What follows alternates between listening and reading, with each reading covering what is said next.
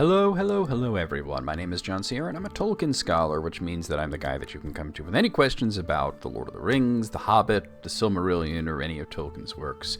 I have been studying the Legendarium for decades and it is an absolute passion of mine. I absolutely love Tolkien and all of his works, so that's why I'm here. And before we get to anything, I just wanted to give a big thank you to everybody that's subscribed. The channel has been doing really well as of late. As of recording this right now, we are at 1,097 subscribers. It seemed like we only hit 1,000 a little while ago, and here we are almost at 1,100. So it's just continuing to grow and everything. And thank you. We're kind of just, setting the next goal for, let's say, 10,000, right? I was thinking, well, why not 5,000? But let's set it for 10,000. That way I can come up with something. I have time to come up with something cool that we could do to celebrate 10,000. I don't know what it's going to be. I'm gonna brainstorm in this and maybe consult a few people and think about what we're going to do. But this week I've been rather run down and rather tired. Part of it is that I am, in fact, an insomniac, and I rarely have a good night's sleep. That being said, I'm a little run down, so I'm going to try to get through this quickly. So let's go ahead and do a reading here. I grabbed the Children of Húrin, and I think that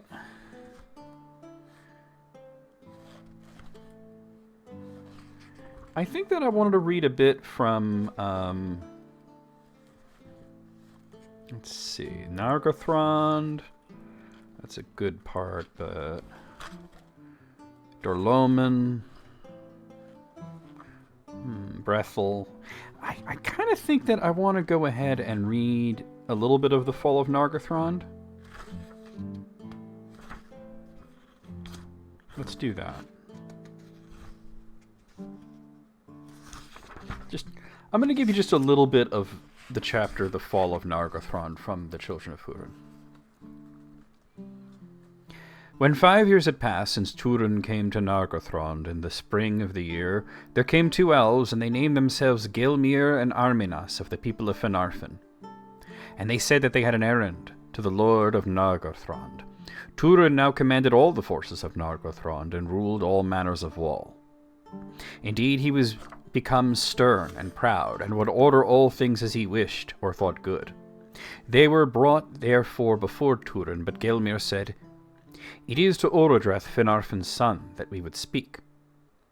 And when Orodreth came, Gilmir said to him, "Lord, we were of Angrad's people, and we have wandered far since the Nerneath, but as of late we have dwelt among Círdan's following the mouths of Sirion.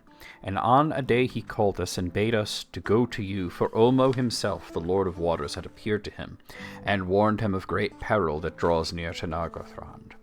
But Orodreth was wary, and he answered, Why then did you come hither out of the north? Or perhaps you had other errands also. Then Arminas said, Yes, Lord. Ever since the Nerneath I have sought for the hidden kingdom of Turgon, and I have found it not, and in his search I fear now that I have delayed our errand hither over long. For Círdan sent us along the coast by ship for secrecy and speed, and we were put ashore in Drangist. But among the sea folk were some that came south in past years as messengers from Turgon, and it seemed to me, from their guarded speech, that maybe Turgon dwells in the north, and not in the south as most believe. But we have found neither sign nor rumor of what we sought. Why do you seek Turgon? Said Orodreth. Because it is said that his kingdom shall stand longest against Morgoth, answered Arminas. And these words seemed to Orodreth ill-omened, and he was displeased. Then tarry not in Nargothrond, said he, for here you will hear no news of Turgon, and I need none to teach me that Nargothrond stands in peril. Be not angered, lord, said Gilmir, for if we answer your questions with truth, and our wandering from the straight path hither has not been fruitless, for we have passed beyond the reach of your furthest scouts. We have traversed Dorloman, and all the lands under the eaves of Eredwethrin, and we have explored the pass of Sirion, spying out the ways of the enemy. There is great gathering of orcs and evil creatures in those regions, and a host is mustering around Sauron's isle. I know it, said Turin. Your news is stale. If the message of Círdan was to any purpose, it should have come sooner. At least, lord, you shall hear the message now, said Gilmir to Orodreth. Hear then the words of the Lord of Waters. Thus he spoke to Círdan. The evil of the north has defiled the springs of Sirion, and my power withdraws from the fingers of the flowing waters. But a worse thing is yet to come forth.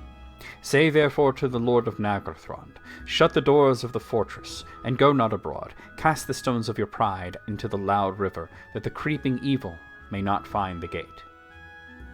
These words seemed dark to Orodreth, and he turned as ever to Turin for counsel. But Turin mistrusted the messengers, and he said in scorn, What does Círdan know of our wars who dwell nigh to the enemy? Let the mariner look to his ships. But if in truth the Lord of Waters would send us counsel, let him speak more plainly. Otherwise, to one trained in war, it will still seem better in our case to muster our strength and to go boldly to meet our foes ere they come too nigh. Then Gelmir bowed before Orodreth and said, I have spoken as I was bidden, Lord, and he turned away. But Arminus said to Turin, Are you indeed of the house of Hador, as I have heard said? Here, I am named Agarwain, the black sword of Nargothrond, answered Turin. You deal much, it seems, in guarded speech, friend Arminus. It is well that Turgon's secret is hid from you, or soon it would be heard in Anbgand. A man's name is his own, and should be the son of Húrin learn that you have betrayed him, when he would be hid, then may Morgoth take you and burn out your tongue.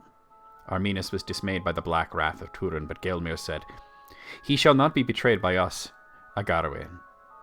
Are we not in council behind closed doors where speech may be plainer? And Arminus, I deem, questioned you, since it is known to all that dwell by the sea that Ulmo has great love for the house of Hador, and some say that Húrin and Hur, his brother, came once into the hidden realm. If that were so, then he would speak of it to none, neither the great nor the less, and least of all to his son of childhood, answered Turin. Therefore I do not believe that Arminus asked this of me in order to learn aught of Turgon. I mistrust such messengers of mischief. Save your mistrust, said Arminus in anger. Gelmir mistakes me. I asked because I doubted what here seems believed, for little indeed do you resemble the kin of Hador, whatever your name. And what do you know of them? Said Turin. Húrin I have seen, answered Arminus, and his fathers before him, and in the wastes of Dor-lómin I met with Tur, son of Hur, Húrin's brother, and he is like his fathers, as you are not. So, in this passage you could kind of understand why Turin's so annoyed, because he's the lord of Nargothrond as far as he's concerned. I mean, it even says, right at the beginning of the chapter here, that he commanded all the forces of Nargothrond. But they only want to speak to Orodreth. They're not interested in him, and they sort of ignore the things that he says, and they sort of talk over him, and then they sort of insult him, saying, oh, you don't look like you're from the house of Hador. So it's kind of interesting. You know, Turin's very hot-headed, and he's quick to anger, but at the same time, you can understand here why he's so angry. But anyway, we're going to get to your questions, and if you like the content, please hit the subscribe button and the bell and all that, those hoops you got to jump through, turn on notifications, because I put out at least one video a week, although I've been doing more recently and will be doing more in the future. So anyway, let's get to your first question.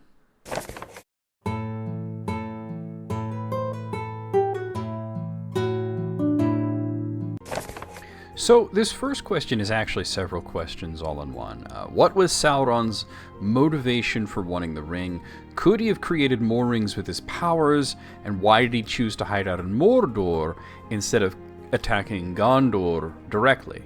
So yeah, there's a lot of questions here. I'll tackle them one at a time. So, the first thing is that Sauron wants the ring because it belongs to him. And it contains what Tolkien referred to as the greater part of his power. While he is in rapport with this power, even when he's separated from it, he does not want his power to be in the hands of his enemies who he fears might be able to use it against him.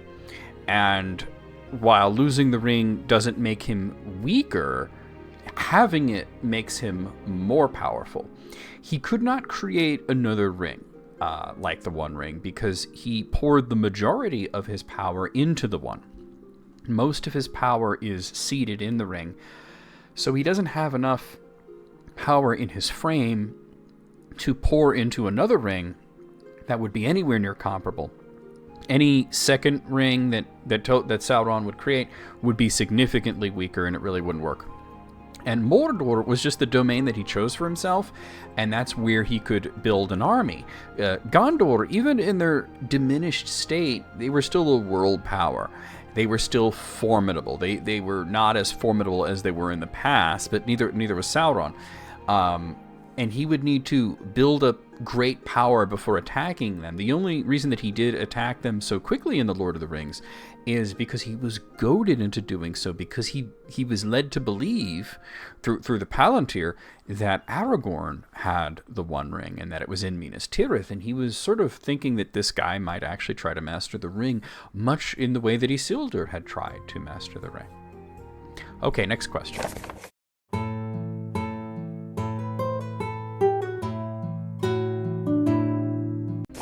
Ian, Tolkien's The Lord of the Rings, why did he make Elvish such a complex language?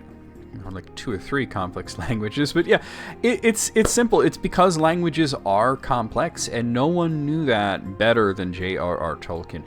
Tolkien had been making up languages pretty much for fun ever since he was a boy, and he grew into quite the polyglot. He spoke many languages, both ancient and modern, fluently.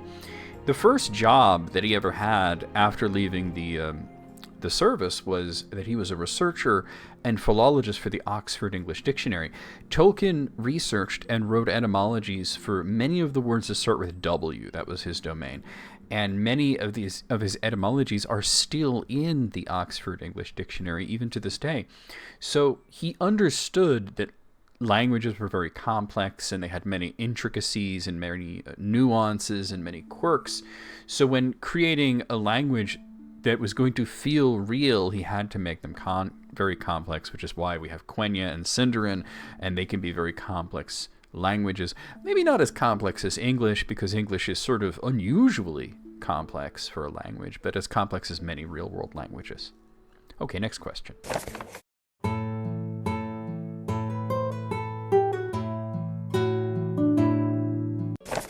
In The Hobbit or The Lord of the Rings, just how many magic rings are there?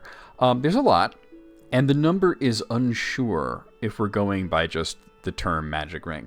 We know how many rings of power there were. There were 19 rings of power. There were 16 that were created by the elves under the supervision of Annatar, who was really Sauron, and then an additional 3 that were made by Celebrimbor alone.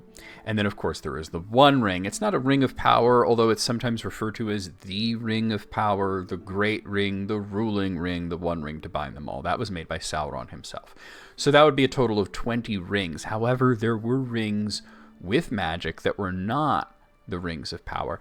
Gandalf mentioned these, and he called them lesser rings. They were essays in the craft, which means that they were basically practice attempts at creating rings of power. They were considered trinkets with small bits of magic, and they were not dangerous.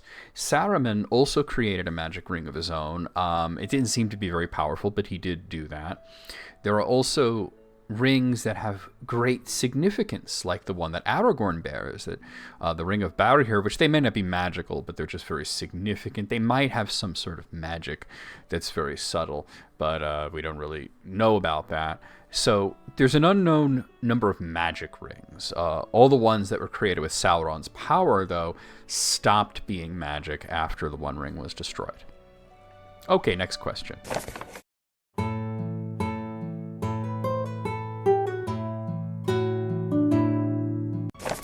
Here's a question that came in from the Oski Boski. How did Gandalf fit in Bilbo's house? So, Bilbo's house is what's known as a smeal, or a hobbit hole, and they're designed for hobbits, but that doesn't mean that they weren't made to accommodate guests that were not hobbits. And Bilbo had the biggest smeal in the Shire. Bag End was massive. It took most of the hill that it was built into. Bilbo's father, Bungo, had built it for his wife, Belladonna, and she actually financed it because she was very wealthy. She was from the Took family, and they had a lot of money. So much of the hill's dirt was excavated to create Bag-End, and it was shot out into the Row as they were excavating it, and that's why the road that it's on is called Bag-Shot Row. So in the film version of The Lord of the Rings, Bag-End seems kind of cramped. It's comfortable for Bilbo or for Frodo, but Gandalf is smacking his head on the girder, and Gandalf's not really all that tall. He's not as tall as, say, Aragorn would be. Although he can make himself appear very tall.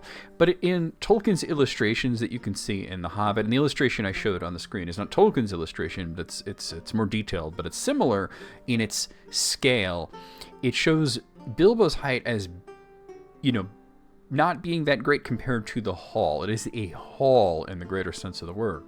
And in Tolkien's illustration, it looks like Bilbo barely comes up to half the height of his own door, which is massive. So yes, there's plenty of room for Gandalf.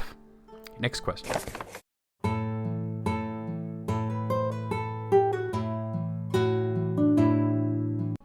Here's a question from Nulhas, and from one Hobbit Hole question to another Hobbit Hole question. What architectural features would be found in a Hobbit Hole? In addition, what are its architectural styles? So we aren't privy to great descriptions of various Hobbit Holes. We only really get a description of Bag-End. But we are given clues as to the general structure of Smeals, which are also called Hobbit Holes. The structure of Bag-End seems to be it's all on one level, and it is, as I said earlier, a hall in the most literal sense. It's one long hallway going all the way to the back, with each room off to the side of this grand hall.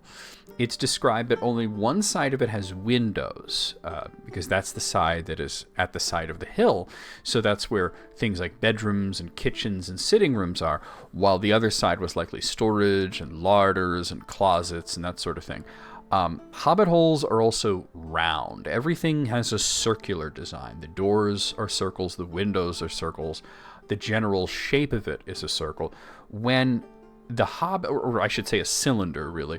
When the hobbits reached Bree in The Lord of the Rings, the barman there, who's not just the barman, he's the innkeeper as well, Barlaman Butterbur, he mentioned that he had rooms that were specifically made for hobbits, which was to their accommodations.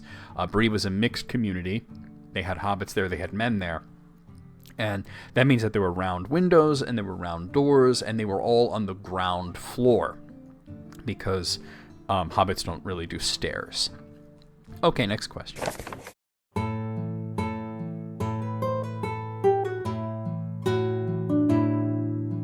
Here's a question that came in by the request of Joshua Crisco, and I find this one pretty amusing. Why did Théoden conscript old men and little boys, yet not a single woman with future of mankind on the line? I can say when I was 10, my mom could whoop me good, and I bet she could do the same to my grandfather if he deserved it. I thought that was so funny. There's a little bit of personality in the question. So I've come to believe there were definitely women in Rohan's army. It was just sort of like an open secret. Let's take a look. I'm going to give you a brief quote from The Return of the King. There seemed to be some understanding between Durnhelm and Elfhelm, the marshal who commanded the Eorod in which they were riding. He and all his men ignored Merry and pretended not to hear it if he spoke. So Merry is not supposed to be there. He was told directly by the king that he was to stay back, but he refused, and thus the army just were looking the other way. They knew he wasn't supposed to be there. Now, Durnhelm is actually Éowyn in disguise, and it seems that everybody but Merry knows this already. They know that that's Éowyn. They know it, and they're just looking the other way. She was also told directly by the king to stay back, and she, of course, refused. Women in war, of course, there's a lot more equality now, but you have to remember this was written a long time ago. This was written in the 40s and 50s, and women weren't sent out to war during Tolkien's time, and so he wouldn't write about women being sent out to war, except for Éowyn, of course. The reason is because they can do something that men can't do. They can have babies. They're considered too valuable to risk. Éowyn felt that she was, in her own word, a warrior trapped in the body of a maid, and she rode out to battle in secret, and just like Elfhelm ignored Merry's presence, he was also pretending not to notice this surprisingly lithe and small Rohirrim in his camp. So I'm willing to believe that there are probably other women who just put on helmets and pretended to be men and fought, alongside the men of Rohan. Probably didn't happen in Gondor. Gondor seems a lot more agnatic in general than Rohan, but in this case I would say there were definitely female Rohirrim, I would say. Next question.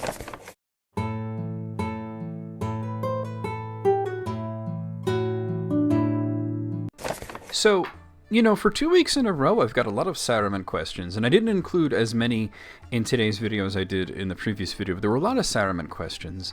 And here's another one. What would happen to Saruman if he was released after his defeat and sent to Mordor to join his master Sauron? So the first thing we have to say is that Sauron wasn't actually his master.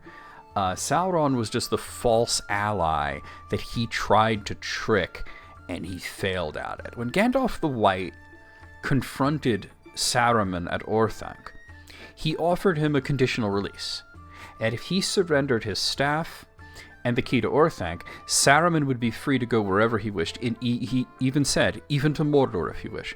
He was told that with good behavior he could earn his staff back. Now, Saruman refused Gandalf's offer, and so instead of his staff being surrendered, it was destroyed, and he was cast out of the Order of Wizards, and he was cast out of the White Council.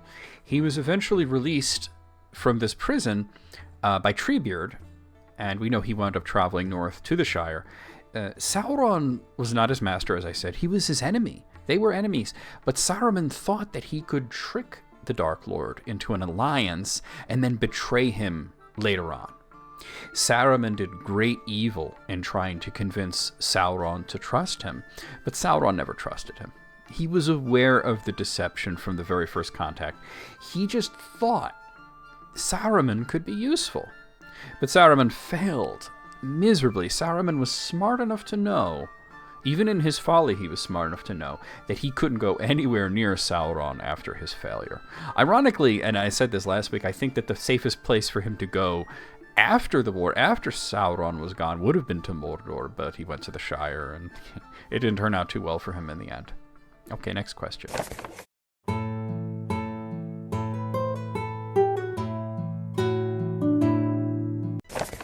Okay, well, here's the one that I featured in the thumbnail. If Melkor hadn't become selfishly obsessed and evil, who would, if any, potentially become obsessed with power and turn evil, and why? So it's a very good question. It's a very good question, and by which I mean to say that any answer that you're going to get, whether it's from me or from anybody else, is going to be purely the realm of speculation. So, what does a world without Melkor's evil even look like? Can we imagine it? Is he married to Varda? Do the Valar live in eternal bliss in Middle-earth, unmarred? Are the two lamps still sustaining the world forever? The spring of Arda never ends?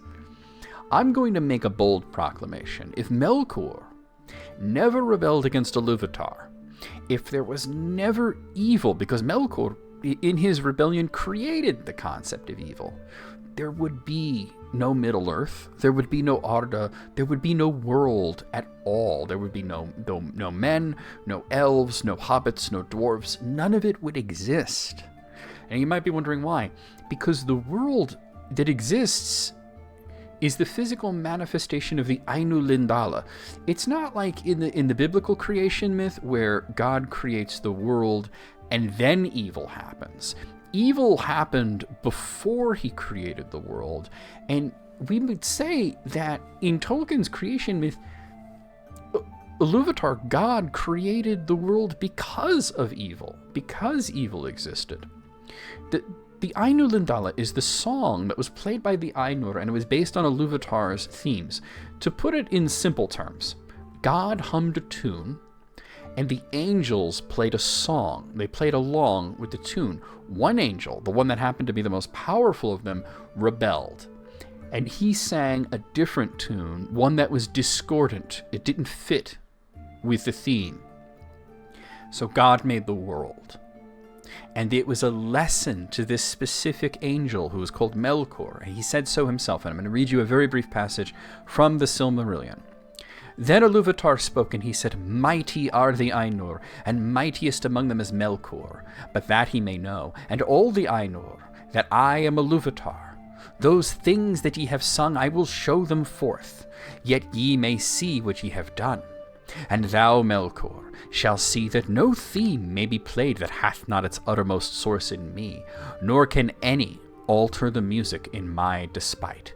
For he that attempteth this shall prove but mine instrument in the devising of things more wonderful, which he himself hath not imagined. The universe, the world, everything in it is a lesson for Melkor to learn. That his only power comes from God, and that he is powerless before God. His rebellion is not only doomed, but he is incapable of doing anything that does not serve the will of Iluvatar. Without this happening, it's just a concert. And Iluvatar has no reason to hand down any lessons. He doesn't have a reason to create the world. So the world without evil is impossible. Evil is not only, I would say, necessary, it is the reason that the world was created. To show, and I'm just going to highlight that, a certain phrase here that was in that passage that I read. I will show them forth that ye may see what ye have done. He was speaking to all of them. He was speaking not only to Melkor, but he was speaking to all, Manwë and Varda and Sauron and Gandalf and all these characters and all the ones that we don't even know the names of. But then he turns to Melkor and he says, and you're going to see all of what you did. So, really good question. I would say that it's basically impossible. If he didn't turn evil at that time, the world wouldn't have been created. Okay. Next question.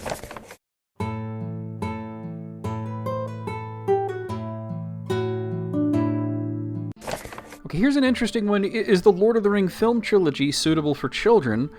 And would it be enjoyable for someone who's not a fan of fantasy and epic adventures with sword fights and magic like Tolkien's universe? So, there's two questions here. And there's not a lot of info to go on for the first question. So let's tackle that first as best as I can. Are the films suitable for children? I would counter that with questions. Whose children? How old are these children? What have they been exposed to in terms of violence, in terms of frightening images? What can they handle? The Fellowship of the Ring has some intense scenes. It's probably very safe, though. The most violent thing is Aragorn decapitating Lurtz. The scariest thing is the Nazgul. The Two Towers is a lot more intense. The Dead Marshes might be a bit much for young children. But it depends. I was watching horror films since I was a very, very little boy. The Return of the King, that one's very long, and it has pretty much everything. All of these films are rated PG-13, and I saw a poster once that summed up the ratings simply. It said, G is send the kids, PG is go with the kids, R, I'm skipping ahead a little bit, is no kids, and then PG-13 is know your kids. Knowing your children and what they can handle, as well as knowing the movies themselves, will tell you the answer to that. As for people who don't like fantasy and stuff like that, well, they probably wouldn't like it then, right? If they don't like things like Tolkien, they're not going to like Tolkien. I mean, almost all modern fantasy is at least inspired by him, if not outright copying him. It's written by people who either grew up reading Tolkien, or they grew up reading authors who grew up reading Tolkien. So if they don't like the things that come from Tolkien, I don't see why they would sit there for 12 hours and watch these films and enjoy them. I'd say, if you're unsure, show them the trailer, see if they're interested, and see where it goes from there. Okay, next question.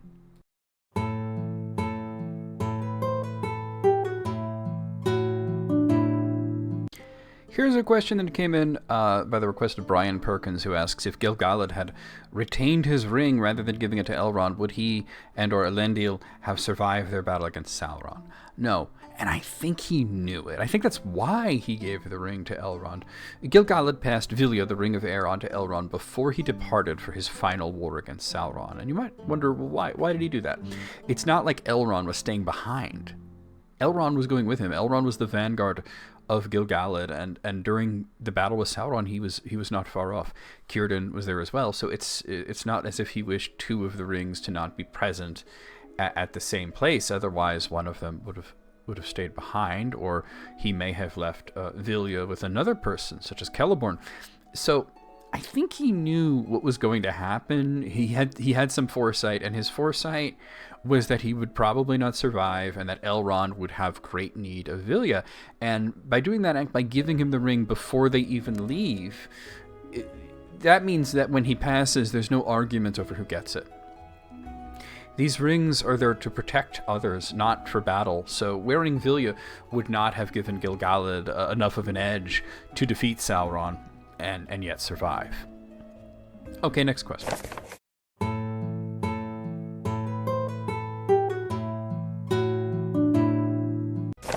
Here's one that came in from Banazir, who asks, what name does Sauron have used during The Lord of the Rings? Probably not Sauron or Gorthar, but would he still call himself Mairon, or perhaps still Zigur or Tar Mairon like in Numenor? Also, why wasn't his Numenorian name something Adonaic like Arzirin? So, there's a lot of questions here, but we have reason to believe that during The Lord of the Rings, he probably didn't actually use a name personally. He wouldn't go by Sauron, which essentially means detestable or abhorred. He wouldn't go by Gorthar, that means terrible, dread. I mean, that does sound like something that he would like, but he didn't like the name. These are both insults that the elves came up with in the first age, and he would not allow anyone to speak these names. There are exceptions to that. The mouth of Sauron, which used the name, likely only to make it clear who he was speaking of and to strike fear into others. Zigur was used in Numenor, which means sorcerer. That's just what they called him there. He didn't call himself Zigur. They called him that because he was a sorcerer. And so it was an honorific more than a name. It was mentioned that he called himself Tar Mairon in his head. That's what he referred to himself as. It wasn't specific to Numenor. It's just that after Numenor fell, he stopped thinking of himself as Tar Mairon after the Akalabeth. So when you think about it in the Third Age, during the Lord of the Rings, who's calling him by his name? No one is on an equal basis with him. Everyone falls into two categories. They're either enemy or underling. He has no control over what his enemies call him, but his underlings, they call him my lord, the Dark Lord, the Eye, boss. Sauron at this point is sort of above names. As for Arzirin, he wouldn't use that Ar prefix for the same reason that he wouldn't use Tar, because Ar is king. There's one king of Numenor at that time, Ar-Pharazôn. It's not his whole name, it's a title. Ar-Pharazôn basically is King Golden. Pharazôn is his name, Pharazôn the Golden. So he wouldn't use that because that would make it like too obvious that he was really running things. Next question.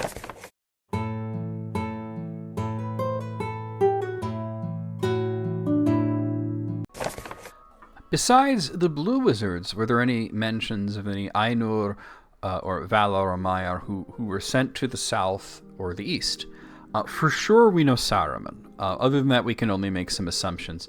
We don't hear of many travels in these regions, the regions to the east, to the regions to the south, but we know that Saruman did go to them. Though whether he was looking for the Blue Wizards or whether he was just following their example of traveling behind enemy lines, we don't know. They did not return to the northeast, the section of Middle-earth that we're most familiar with, but he did. Beyond that, I would make some assumptions that the Ainur that would have visited these lands would be the ones that were associated with rivers and oceans. Ulmo is present in all of Middle-earth because wherever there's water, he is present. Nearly all storms at sea are caused by Ose. So if they were if there were sea storms in these regions, then he was there. I would also say that Uinen would go there to calm her husband down every once in a while as well. Okay, next question.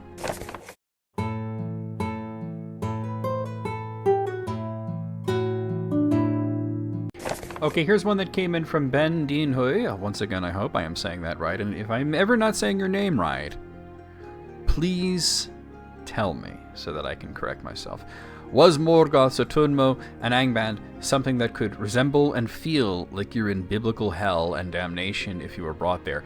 Did these places have an aura of dread and wickedness to them? Yes. The elves certainly felt that way. Utumno means deep and hidden. However, the elves who spoke Sindarin had a different name for it. They called it Udun, which means hell. It's not a poetic translation, it just literally means hell. The only reference to Udun that we see in the text was made by Gandalf. He called the Balrog the Flame of Udun, which we could poetically understand as hellfire. It was also a name of a particularly nasty part of Mordor. Anbgand means iron prison, but it could also be interpreted as meaning iron hell. So I would say that the elves certainly felt that these places were hellish. Absolutely 100%. Okay, next question.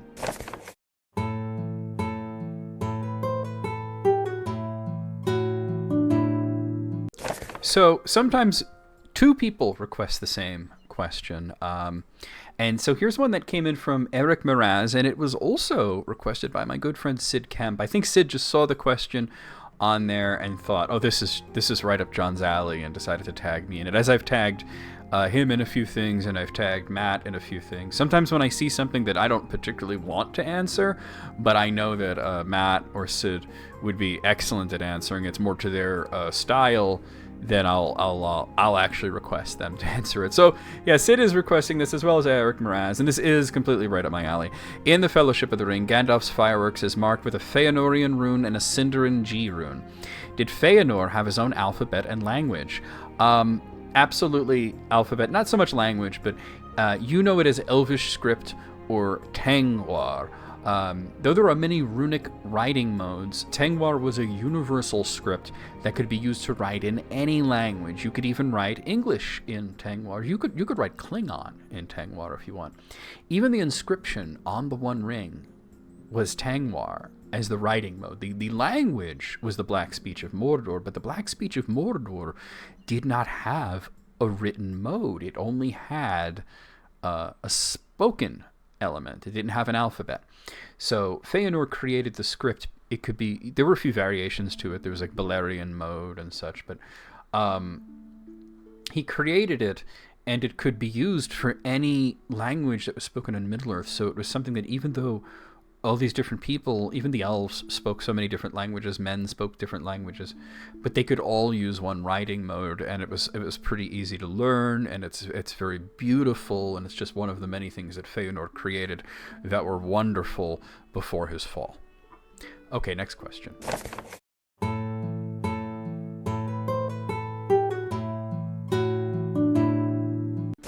Here's one that came in from, I hope I'm saying this right, Spielkalb von Sparta. And Spielkalb von Sparta asks, could Saruman have... Oh, this is another Saruman question. I tell you, Saruman seems to be a hot topic on Quora lately. Could Saruman have waylaid Frodo before, when it happened in the books, using his Palantir, maybe even before the council meeting on his way to Rivendell? Yeah, if he knew where Frodo was, he could have tried that. Saruman did not know who Frodo was or who had the One Ring. He knew that Gandalf knew something about the One Ring, and he knew that it was likely tied up at the Shire somehow, as envoys representing Sauron came around asking about the Shire. However, Gandalf refused to tell him anything about the location of the One Ring, though he divined that it had reached Rivendell. And he sent his spies, the Crebain, to search, which forced the party into Moria. Okay, next question.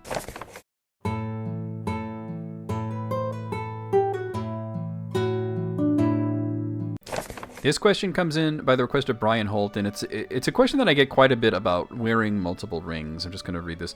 What would happen if someone wore more than one ring? Say someone wears all 3 elven rings at once. Would they receive a triple power boost to their stats? No, it doesn't really work like that. The rings are not really stat boosters, because Tolkien didn't really think of his world in those sort of terms. The 3 specifically are meant to protect against certain things. Time is what Nenya protects against, the effects of time. Wariness for Narya, evil for Vilya.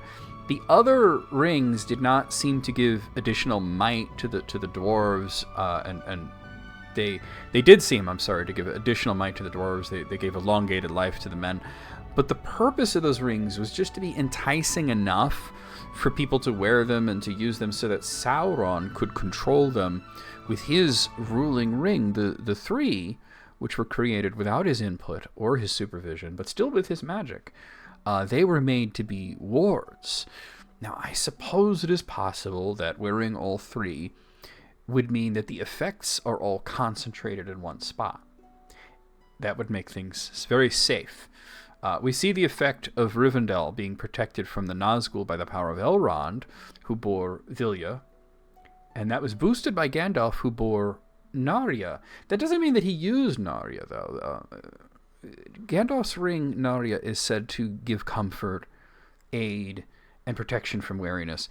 It's possible that the boost to Elrond's magic was not born of Gandalf's ring, but his natural power.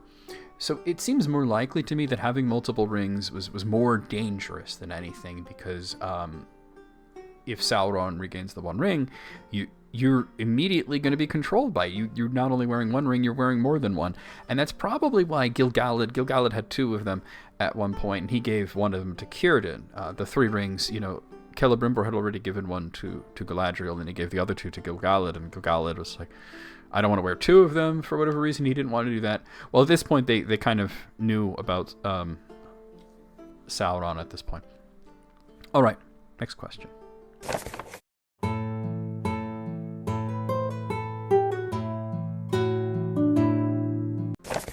So I said next question, but this is actually the final question that I have here today. And this asks, what was Gimli's opinion on the Ring of Power? Why was he not allowed to touch it? So Gimli had no stated opinions about the One Ring, and he never wished to touch it.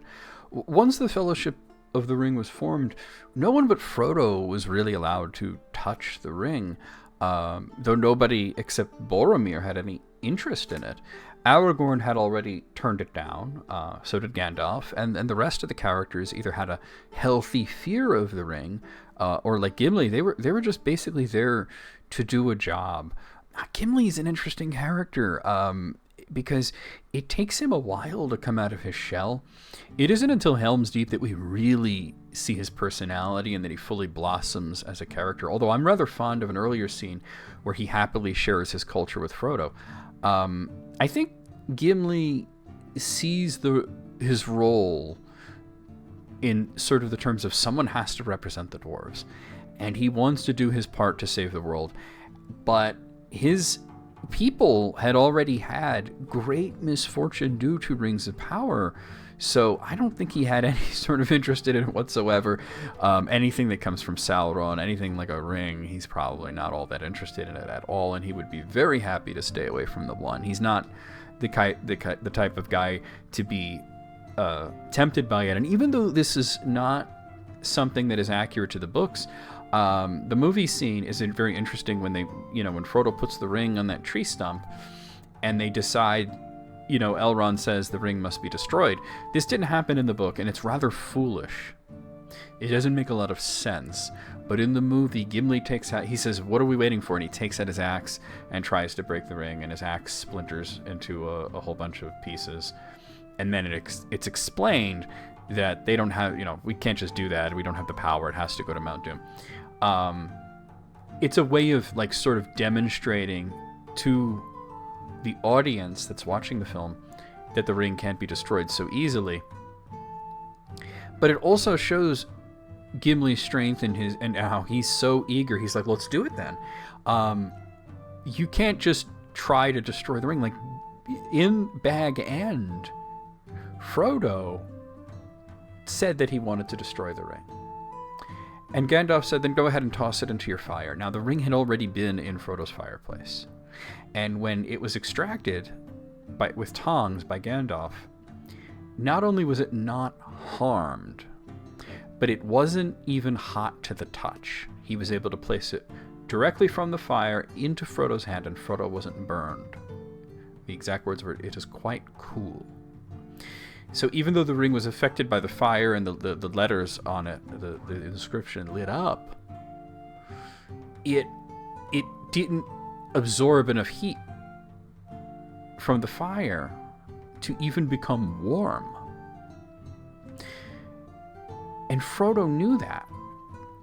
He knew that his fireplace couldn't even harm the ring. It could not even harm the ring. It couldn't even warm it up. He couldn't even make it warm with his fire. But Gandalf said that as a test. He said, throw it into the fire. And Frodo found that he could not do it. He couldn't do it even though he intellectually knew that it wasn't going to work. So to show this scene where Gimli is ready to just come at it with an axe really shows how strong he is and how sort of anti-ring he is. It didn't happen in the books. It doesn't make sense. Gimli's he's a lot more put together. He's a lot more soft-spoken, and he's a lot more of a warrior poet than what we see in the films. But I do actually kind of like that scene because it's not Gimli's personality to whip out his axe and do something like that. He knows that if the ring could be broken that easily, it didn't need to come to Rivendell. It could have been broken anywhere. But it shows how little interest he has in it, that he just like, oh, you want to destroy it? I'm going to try. Well, anyway, guys, that was my last question. And I'm going to be wrapping this up rather quickly, like I said, because I'm rather run down this week, and I have a bit of a migraine that I took some medication for earlier in the day, and it was feeling better, but I feel it's starting to come back, so I'm going to try to get some rest. Yeah, I've enjoyed this, and I hope you've enjoyed it. If you've gotten all the way through the video and you haven't subscribed yet, well, if you've gotten all the way through the video, you must have enjoyed it. So come on, please hit the subscribe button. It makes me happy. It's a little rush, you know. So I'll see you guys next time. Send me some more questions. You can click the link in the description to go to my Quora account, or you can leave me a question right in the comments, and I'll try to answer it. I do get to as many of those as I can. I'll see you next time.